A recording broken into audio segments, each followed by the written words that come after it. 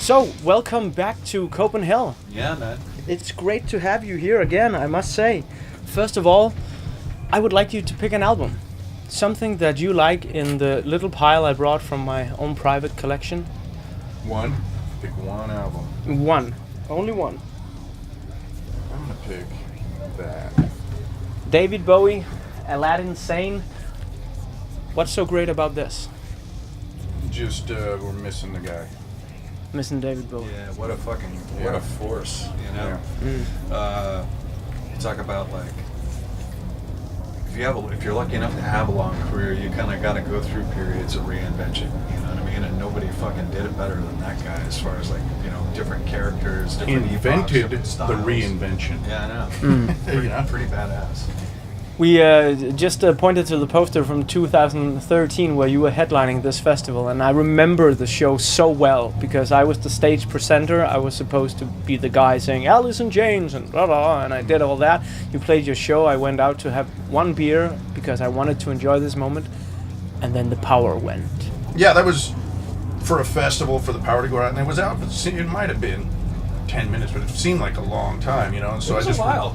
You know what I was really stoked about? In most places, people would break shit and get it rowdy and fuck up stuff, and everybody Or leave, you know, or leave, and yeah. everybody was really cool about it. Yeah, So you have fond memories of Copenhell. of course. Yeah. You know?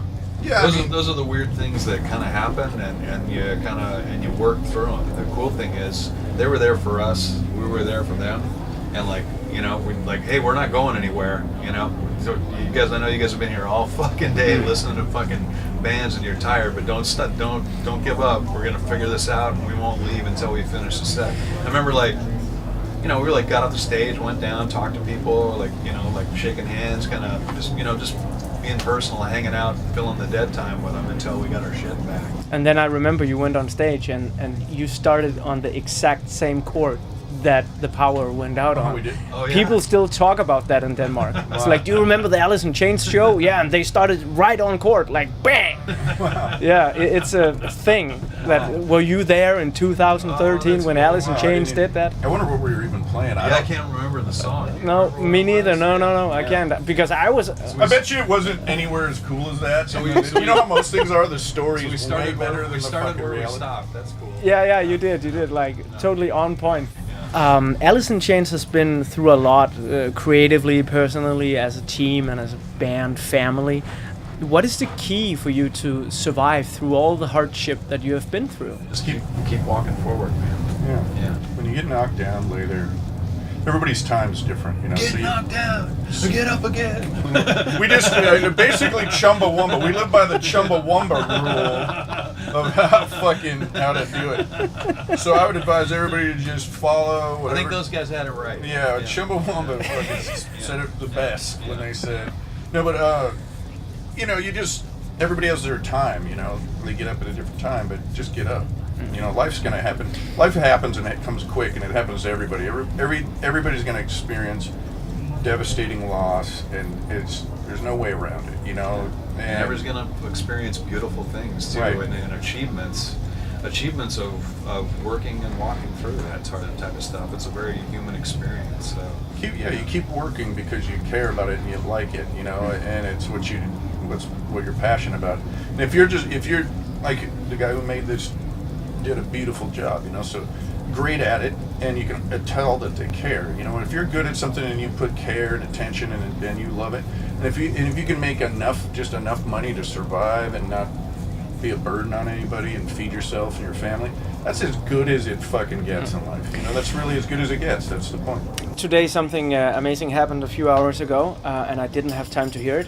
I got a new album sent to my email from Alice in Chains. Oh, you did? There's a new album coming out somewhere in August or something like that. But I know you can't reveal too much, but what do I have in my hands when I open that email? I don't know. You let us know. Get a hold of us after you hear it. You know, he'll be like, it's a lot of filler. Yeah. Just, I'm not really a ton of filler. It's a good record, man. It really is. You know, you're always excited when you have a new record because it's something that didn't exist before, and so, you know. And when you know, all the records of the past, we're proud of those too, but you don't spend a whole lot of time thinking about it. So this is where we're at. We're kind of like a, you know, time capsule of the last few years to get to that point. But I'm excited about it, and the song that we put out, the one you know, has been going over really well live. It's fun to play.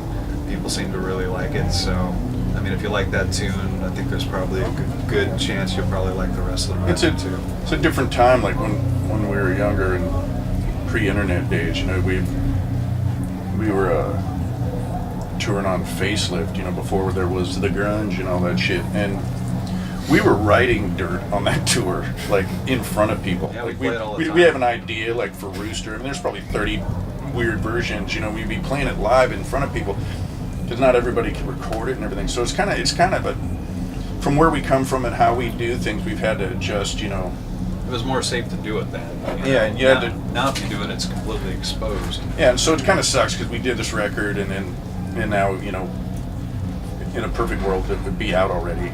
You know. Hey, it's Jerry Cantrell from Alice in Chains. Sean Kinney. And we love Copenhell.